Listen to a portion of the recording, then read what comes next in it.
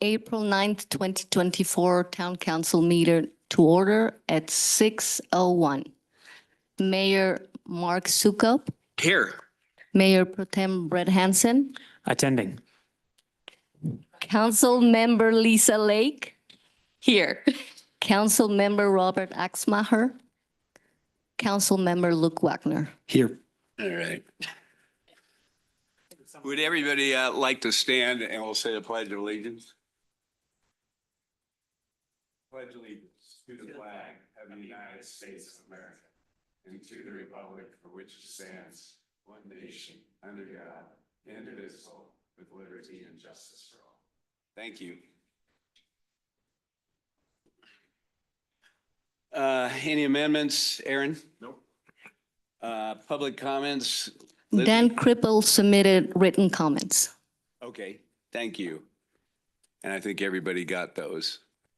Consent agenda. Anybody have any questions or comments? Okay. Do I have a motion to approve the consent agenda? I move to approve the consent agenda as presented. Do I have a second? Second. All those in favor say aye. Aye. Those opposed say nay. Motion passes unanimously. Justin, do you want to introduce one of our new staff people? Yeah, I'd be happy to. So I want to introduce Earl Smith, our senior civil engineer, who's been on board 3 months.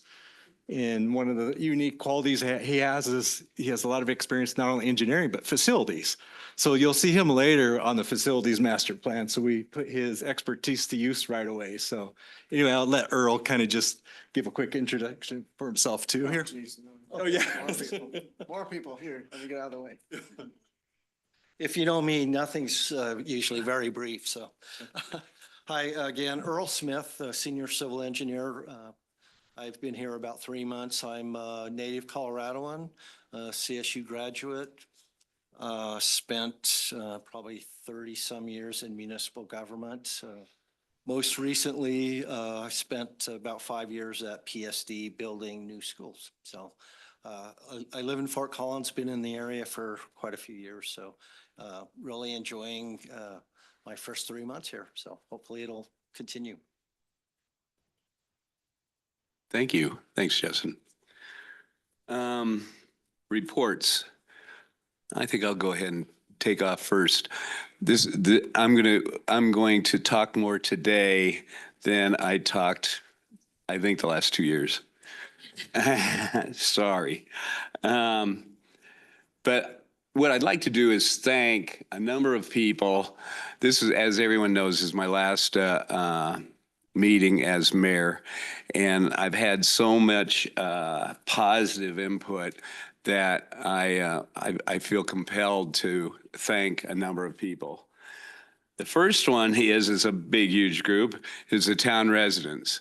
I never had, people always say canvassing is really a tough deal and it's not fun. I loved it. I mean, the people were kind. We've got such nice people in this town, and they all were really supportive of it as I walked around. And I was humbled by how kind and supportive they were. I had over 2,000 people sit there and vote for us, and the support was amazing and appreciated. A lot of people say, and this, I should have probably said it before the election, but said, man, it's probably tough. Everybody yells at you and stuff like that. I had absolutely zero phone calls that railed on me over the 4 years. So it was pretty amazing. I had about 8 emails that were mean-spirited, but other than those 8, that was it. And if you think about the entire, 4 years and 9,000 people, I was real pleased that was what the sum total was. I'd like to thank the staff. You guys were real supportive. There wasn't a single time that I asked you for a question that you didn't supply it or go to some effort to get the answer for me and stuff. And I think this town should be very proud of the staff that we have at Timnath and what a great job they do. You could call out a lot of people, but I want to call out two. One is Don Toronto. He walked me through how the government works, how when to keep my mouth shut, and he was incredibly helpful and a nice mentor on what to do. And the second one is Susan, and Susan's not here. There she is walking around. Give her a Lisa, wave her in here. Thank you, Lisa.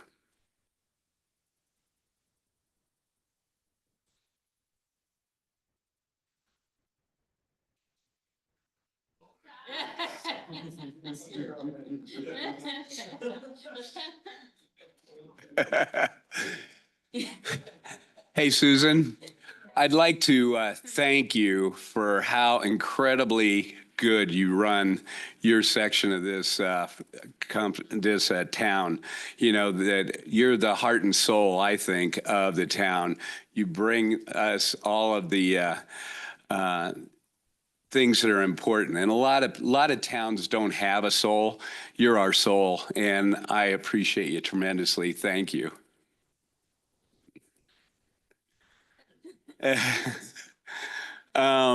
Council. I mean, I can't believe I'm so fortunate to have the 5 people that were on this council. Poor people. Can't count either. You guys have been great. You know, Luke, you're a rock star. It's fun to sit there and be with you. And Lisa, you've been awful and awesome and supportive of everything, and I really appreciate that.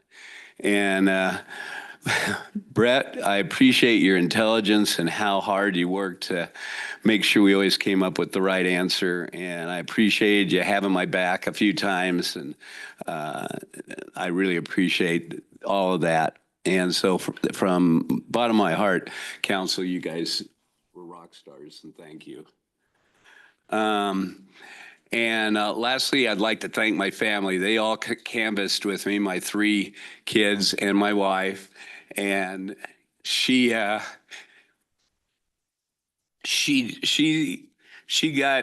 I didn't get too many mean-spirited emails, but the ones I did, I think she's the one who carried them on her shoulder rather than me. And so I appreciate you going through and supporting me and all that with Genevieve. So thank you everybody here. Thank you to the Planning and Zoning Committee. They've been awesome. They've been great to work with, and they kept us informed. They made some great decisions over there. So it's been a really good experience. I'm glad that I did it. You know, if my health was perfect, would I try to do it the second term? Maybe, but it was time. And so I appreciated everything that happened, and I learned a lot. So, and I should end by saying the residents ought to be really, really proud of where we are. And I was reminded by a good friend who congratulated me in a card and said, "Mark, you accomplished every single goal that you set out for on your campaign." He said, "There wasn't one that didn't happen." He said, "I've never seen a politician actually have all of his goals get accomplished." And we accomplished all of them, you know, all of us.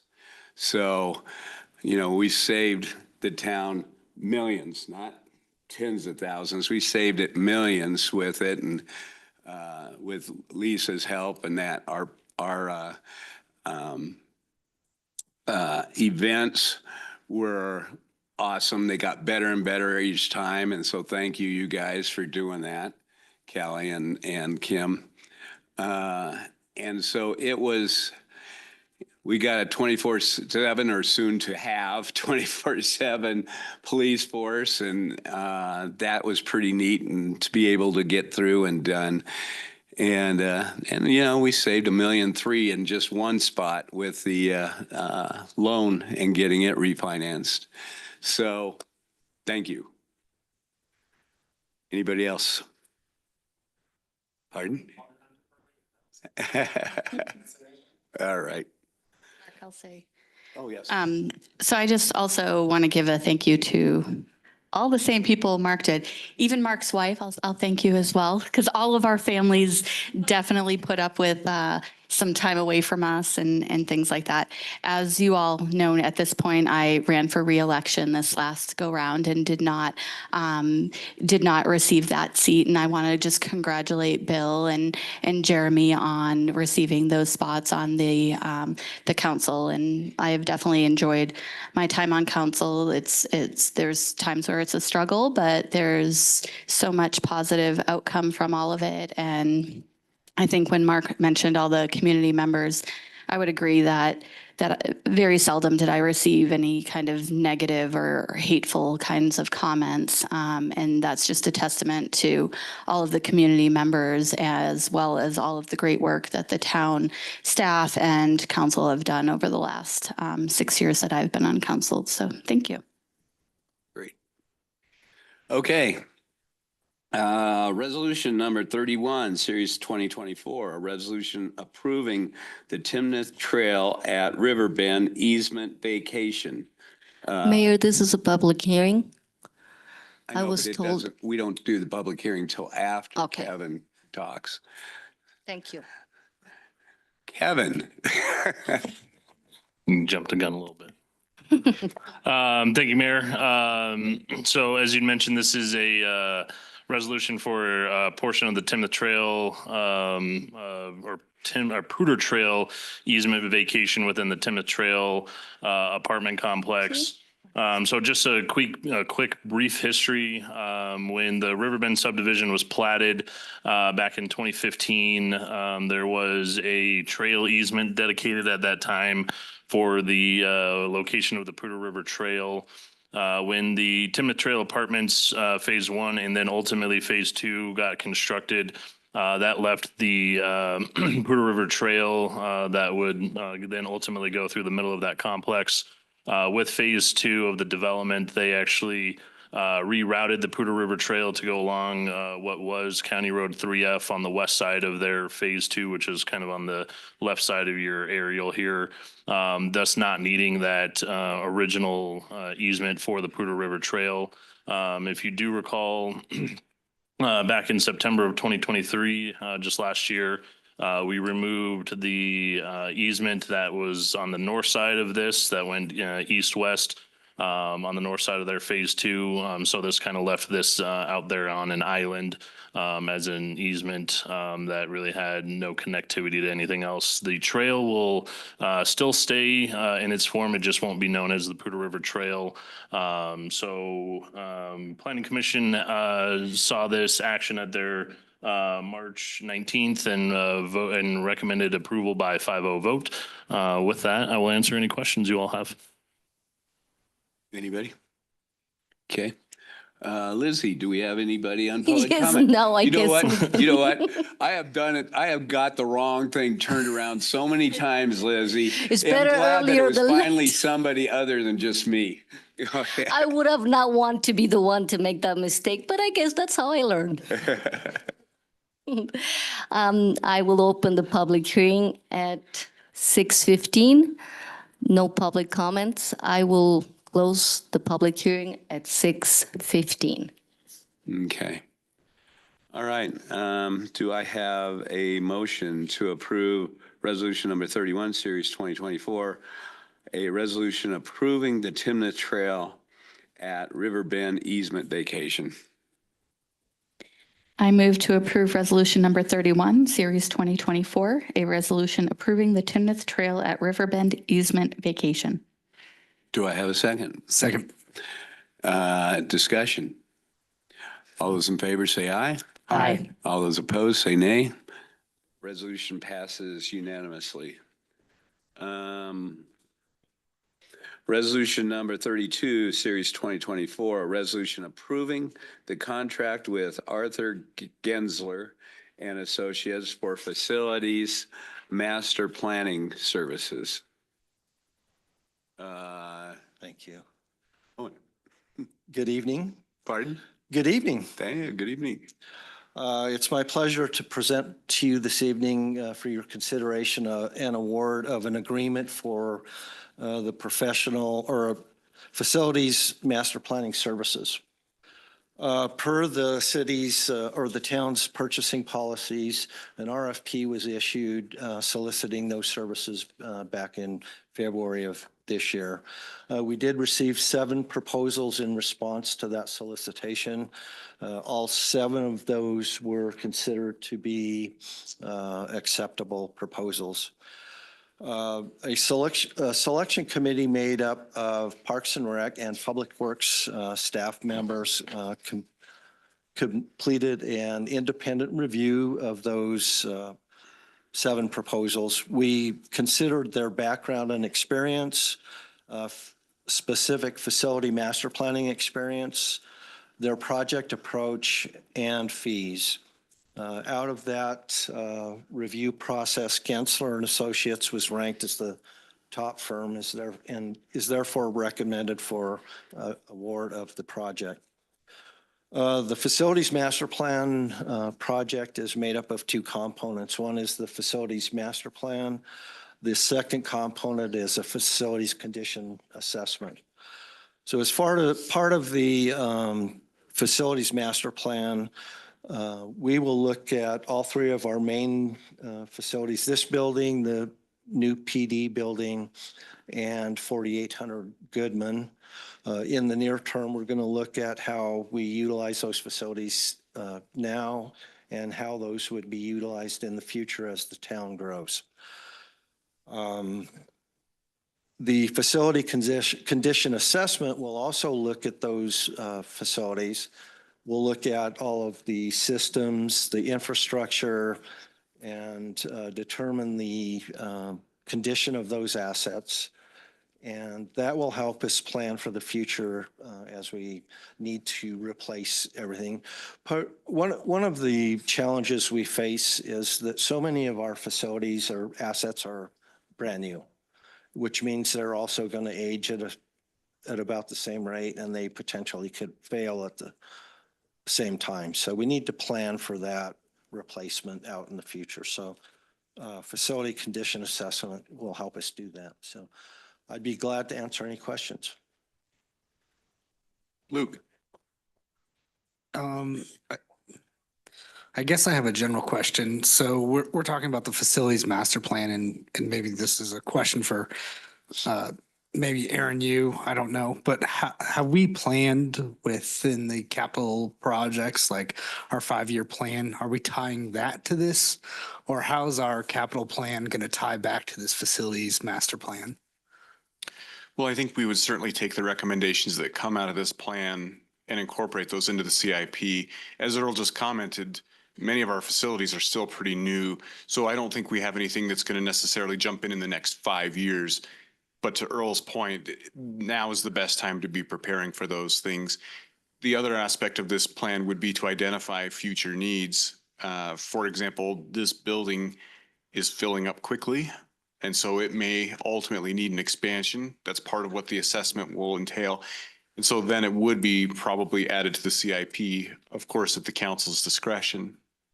So do you think, and I just don't know in terms of master planning, do you think 5 years is too soon to start this process? Feels like if we grow staff and we're growing, or is it not fast enough? Like, I just don't understand how this fits into our overall strategy of, 5 years seems like a long time. There could be different council up here. There could be different things. So I'm wondering why, if we're looking, not even on our capital plan, why we're looking at it now. So I think there could be things added to the capital plan. So for example, when I talk about this building, they may have a recommendation that there's an expansion of this space. based on the staffing in it. And that could happen within that window. In fact, I think it likely will happen in that window. And so we would come back with a recommendation to probably start that process. And I don't necessarily want to make a guess to you right now. I think that's why these folks are being hired on, that they can look at this facility and evaluate when they think we'll need to expand it. In the conditions, just to make sure the facilities master plan, are they looking at staffing projections as well in that? And considering work from home and all those other options that might come up from that? Yes, sir. Absolutely. Yep. Okay. Okay. And when you say systems infrastructure, can you give me a little more detail on what that means, Earl? We will be looking at the building itself, the building envelope, HVAC systems, security systems, plumbing, lighting, all of those. We'll also look at, the infrastructure around the building, the parking lots and so forth. We'll consider ADA requirements and so forth. So it'll be a comprehensive review of the building and the infrastructure and the systems that run these buildings. Thank you. And one last question. I know we're in the process of building broadband and we're looking at that. Is that just kind of off the table? Are we just talking buildings only and and I guess in future years, would broadband be anywhere in this conversation as well? So I don't believe it's anticipated in this study that they'll be looking at that. And I don't know if, Brian, if you want to say anything else. It's not really intended to be a part of this study. Okay. Yeah, I just know it's going to be infrastructure sometimes, so. I think this is more about buildings, Buildings? structures, Okay. than that sort of infrastructure. Okay. And ultimately, broadband won't be the town's infrastructure, it'll be Pulse's infrastructure. Okay. So as we continue to build, as development happens, we'll turn that over to them. Okay. So I don't think that would factor into this. Okay. Thank you, guys. Appreciate it. So I'm reviewing your score sheet here, and as you mentioned in your report, the recommended firm is not the lowest bid, it's the second lowest bid. The lowest bid is substantially lower. So out of curiosity, what puts our recommended firm over the top? Since it's obviously not price, what put it over the top? Basically their project approach, but their overall effort in pursuing this project. They clearly wanted to work for the town and wanted to be involved with the community. And that started from the time we had a pre-proposal meeting. They showed up with at least 2 staff members. They were very inquisitive. And when you read their proposal, you could see how engaged they were. Their project approach is very detailed and very solid. And that is reflected in the rankings. 4 of the team members ranked them highest and the other 2 had them second. So they were clearly, based on the merits of their proposal, the top firm. And I will say that fee was considered. It was one of the things that it was weighted as like the other factors. So it was a consideration. Okay. So you feel that paying an additional $50,000, we're going to get that much better service compared to the lowest price firm? Is that your assessment? I do, yes. Okay. One of the concerns I have about the low fee compared especially to the other 6, it was so much lower that I was concerned that they missed something. Okay. I have seen that happen in other bidding processes, so I don't think it's a bad thought to at least consider. Okay, and yeah, I mean, the facilities, I mean, that is a major part of our budget, maintaining them, building them, so making sure we get the best tailored service for our needs seems worth an extra 50,000 to me, if that seems to be with the staff's recommendation. So that's all my questions. Mark, can I ask another question since we're Yes. talking? If I'm reading the RFP response back in this grading scale, they all got 50s, maybe 60s, 63s. This isn't a score out of 100, right? So if I'm looking at this saying, this is 100%, yes, you've got an A+ in this. So can you help me understand that part? And then I guess I would like to ask, like in in the weighting scale, the fee, the one, there's an 8.16 for proposal 4 and an 8.86 for proposal 5, and one's $30,000 more. So can you just walk me through that process of how you guys came to that and kind of explain what, if 56 is a good score compared to what we've seen in the past? I'll do my best. Yes, in theory, you could score 100. And how each firm is scored is based on the relative judgment of the individual score. Some people tend to score higher on the same proposal as do others, maybe score lower. So it balances itself out. I felt like the scoring was fairly telling, particularly with Gensler, that even though it was only a few percentage points higher, it was still, in my mind, a significant difference over the other firms. But yes, to answer your question, you could, in theory, score 100. I don't typically see that because most people won't give a firm a perfect score. As far as the weighting factor, we wanted to consider fee in this. This is a qualifications-based selection process. It's not a bid. So you have to consider all things. And the most important thing was the project approach that had the highest weighting. And the fee was the lowest weighted. But we wanted to consider all of those aspects. Thank you. Sure. Thanks for letting me jump in, Mark.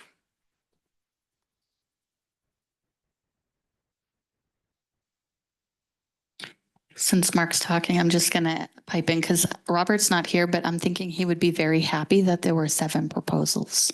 So I'm just going to throw that out there. So was I. When will this start? I mean, when's the plan for it to start?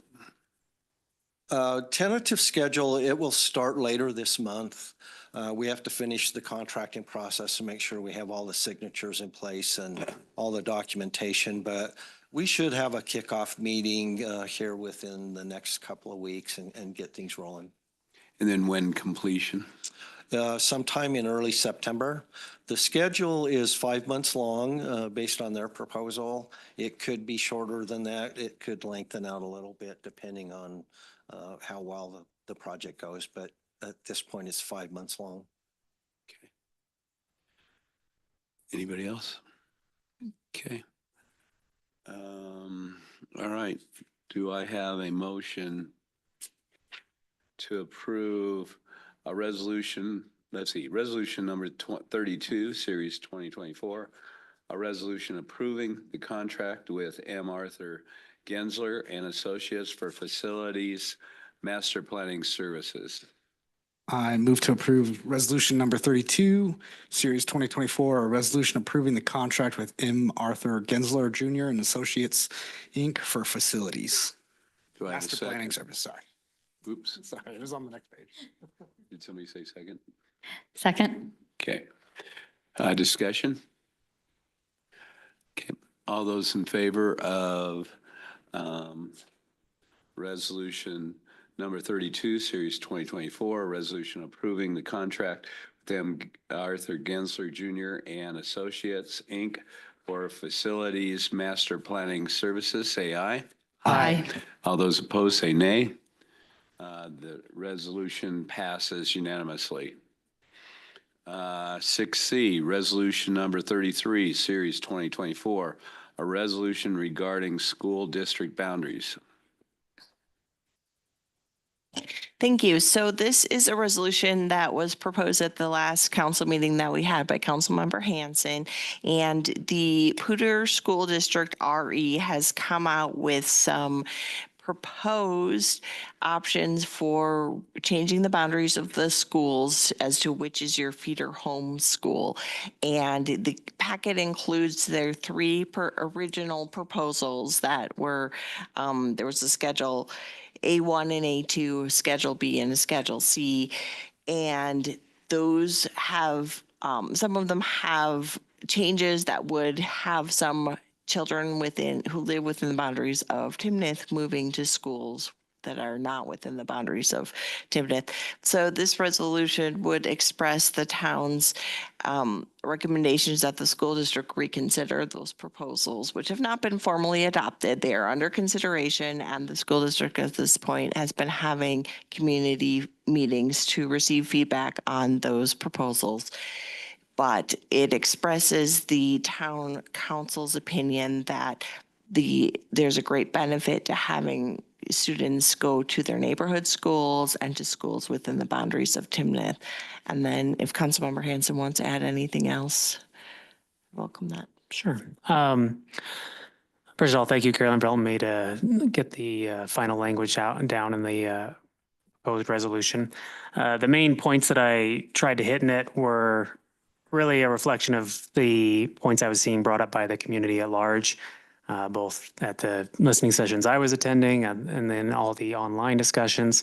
I even ran it by some of the members of our community who serve on our PTO boards in the community, made sure we were catching all the main points. It isn't intended to necessarily address any specific school or any specific neighborhood, but to give the broad general concepts that our community feels would be necessary to make heard for PSD. And PSD is asking for feedback and shaping those boundary proposals. So I'm hopeful that we'll have the council's backing on this resolution tonight.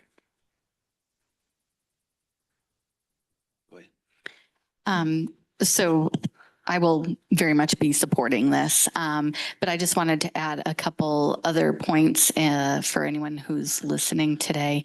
There is another Board of Education listening session on April 16th from 5:30 to 10 p.m. at Poudre High School. I know there's a meeting tonight with the Board of Education that has something related to this on their agenda for this evening as well.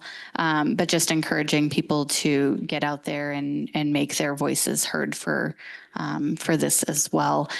If you haven't had a chance to look at the maps that they have presented, it's a very small piece of town that they are suggesting moving over to Bamford, and with additional changes that are possibly coming. Anyone going to Bamford would then be going to school in schools within Fort Collins. So even though the majority of Timnath would still be attending, it's just kind of odd that there's this small pocket that's being potentially proposed to go to a different school. So I just want to throw that out there. If you haven't had a chance to look at those, please take some time and look at what their scenarios are proposing. Got kind of a long, I'll keep it new, Mark, in this whole thing.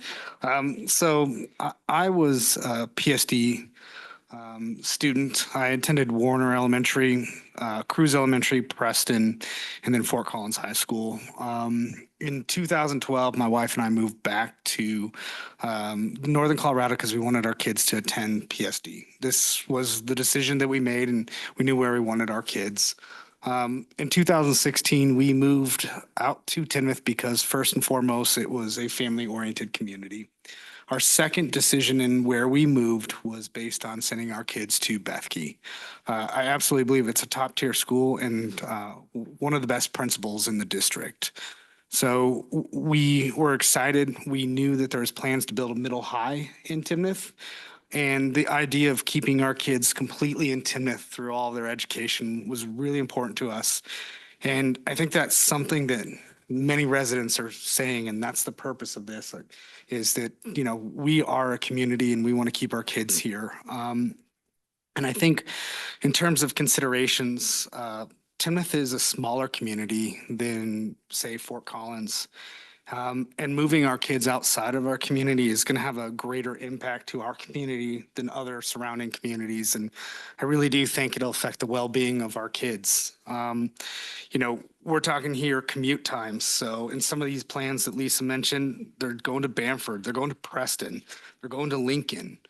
We changed commute times from under 10 minutes to possibly over 30 minutes. If there's a lot of stops on the way, it could be an hour commute times. And this is not great for young kids. It's not great for kids in any community. I know personally this has created a lot of anxiety for me. I think it's created a lot of anxiety for our kids. I get asked constantly by my son, where will I be going? What will be happening?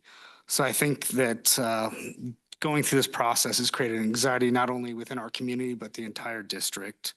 And then, finally, talking about well-being is, these kids shouldn't be separated from their friends in their neighborhoods. One single line between Summerfield Estates and Summerfields doesn't seem right to me. So I think that that's tough to deal with. To Brett, Brett really encouraged me to go listen to it, to a listening session. So I went out to the Rocky Mountain listening session, and I really feel for every parent that's navigating the unknown and lack of clarity that's coming from this. And finally, I just want to say, we're not data points in this community. We are people that have made important decisions, life decisions based on these schools. And so I really think that the best option is to keep our kids in our schools. Okay, thank you. Any further discussion? Do I have a motion for resolution number 33, series 2024, a resolution regarding school district boundaries? I move for approval of the resolution regarding school district boundaries. Do I have a second? Second. Discussion. All those in favor of resolution number 33, series 2024, resolution regarding school district boundaries, say aye. Aye. Opposed, say nay. Resolution number 33, series 2024, resolution regarding school district boundaries passed unanimously. Resolution number 34, series 2024, a resolution approving residential disaster relief program policy. Matt Blakely. Thank you, Mayor and Council.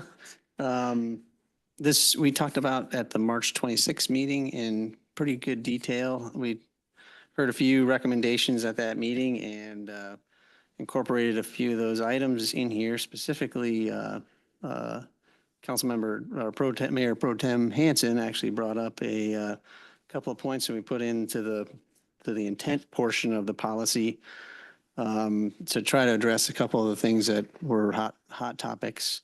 I'll just read that couple of sentences real quick, just because those are the key points. It's not in the intent of this policy to cover community-wide disaster events or incidents such as hailstorms that affect multiple properties or areas within the town of Timnath.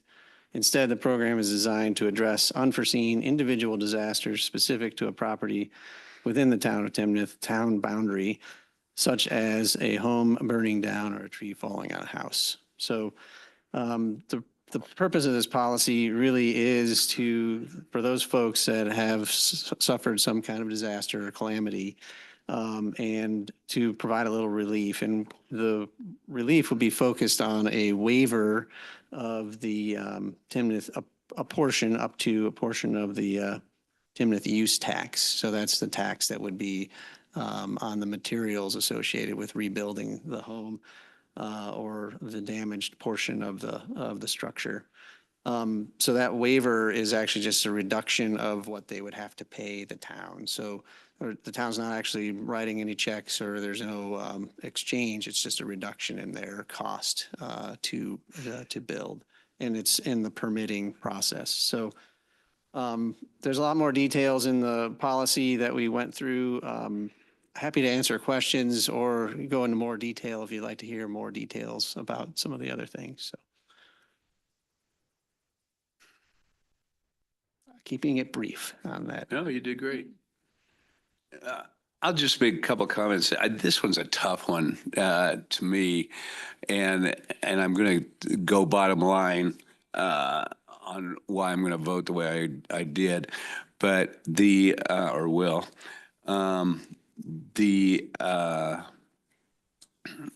The idea of, I think we're opening up Pandora's box, because how do you determine a personal disaster versus a community disaster versus, is it 3 houses in a block? Is it 12 houses in a block? What exactly is a community disaster that should be covered by insurance and that, as opposed to an individual? And I think we're going to have to deal with people coming in and asking for relief on maybe situations we don't believe there's relief, and cause more angst than what we have. All that said, I'm going to vote for it because, as you correctly stated, I think, Matt, and tell me if I'm wrong, that the town isn't really bringing in any new money. These people have already built their house, they paid the use tax, and this is really a second use tax on that same house. And because of that, and I feel comfortable voting for it. That's correct. You're right on. Yep. Luke? Yeah, I agree. I'm hesitant, but I trust in the work you guys are doing. Trust in the work you've put into the policy. I would just like to just be kept up to date on it and keep checking in on it, because I think we have the ability, correct me if I'm wrong, Matt, but if this goes sideways on us, then we can redraft the policy or change it. So I think the purpose and the intent is right. I just hope that, to Mark's point, it doesn't get out of control, but I'm confident with the work you guys did. Absolutely. And we'll keep you posted when or if these come about. That we don't predict that there's going to be many, but who knows? It can happen. So we'll keep the council informed. And then if, like you say, if there are issues or anything that comes up, the council can pull it back. They can ask staff to revisit it and come up with a new policy or retract it. Brett? I guess I'll just add the comment that, I mean, this policy is not legislation. There's no ironclad right to get this waiver from use tax. If we have a situation that seems inappropriate, the staff can and will say no. And then if someone wants to appeal, then they can appeal to the council, and the council can say no for whatever reason. I mean, there's no ironclad obligation to where I think that mitigates some of the risk of us getting caught in a situation as a town where we're giving some waivers on taxes that we don't intend to. And yeah, I certainly support Luke's suggestion that this is something that is a little different. I mean, as you noted in your staff report, there are other communities that had community-wide relief policies, but did not have anything related to individual disasters. So this is a little bit unique for Timnath. And so I think it's great that we're willing to try this out and dip a toe in the water on some of this, and we can reel it back if need be. And so yes, I'm supportive of it. I'd also like to hear some updates, maybe, once a year or something like that. I believe that the majority of people are good people who don't want to screw the system, right? So I think the number of people who would apply for something like this, I like to think that it would really only be the people who really need help with it. I know we received some comments and an email about taking advantage of the system. And I just don't believe that the majority of people would do that. And honestly, I really hope that there are not many homeowners who would even need to consider doing this, right? The chance of something catastrophic happening to your home is typically pretty minimal, knock on wood. So hopefully the numbers that you present to us when you update us will be very small. Thank you. Okay. I don't know as we need this, but I'm going to throw it out because a couple of you guys have said it, is should we put in here a statement, requirement, whatever you want to call it, of an annual report on what the status of this policy is? I think I would just rather trust in the town staff and say that this is the intent. This is what we're hoping for as council and future council as they weigh in on this policy as well. But I'm open to other thoughts and suggestions and here in 2 to 3 weeks. But I think the staff understands our intent and I don't think it needs to be written down, in my opinion. Do you mind, Mayor, do you mind if I add something? So Sure. in the policy, under the review and approval, upon approval, town staff shall notify town council of an approved waiver. So we can keep you informed as one comes in. As part of the policy, we've already written it in, so we'll just keep you up to date. Keep the council up to date when. Okay, sounds good, Matt. Do I have a position for resolution number 34, series 2024, a resolution approving residential disaster relief program policy? I move to recommend approval of a resolution approving a residential disaster relief program policy. Do I have a second? Second. Okay, discussion? All those in favor of resolution number 34, series 2024, a resolution approving residential disaster relief program policy, say aye. Aye. Those opposed, say nay. Resolution number 34, series 2024, a resolution approving residential disaster relief program passed unanimously. Any further stuff? All right. Do I have a motion to adjourn? I move to adjourn. Do I have a second? Second. All those in favor say aye. Aye. We are adjourned.